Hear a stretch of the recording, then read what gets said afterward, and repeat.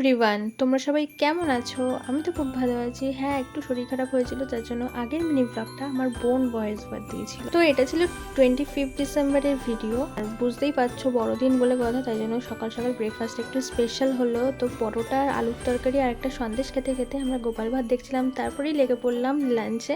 বড়দিনের লাঞ্চ বলে কথা, তাই জন্য একটু স্পেশাল তো হবেই। যাই হোক, কাতলা মাছের ঝাল আর আলুর দম করেছিলাম। তারপরে লাঞ্চটা সেরে চলে গেলাম কেক তৈরি করতে। বড়দিনে কেক হবে না তা কখনো হয়, তাই জন্য ফ্রুট কেক বানিয়ে ফেললাম।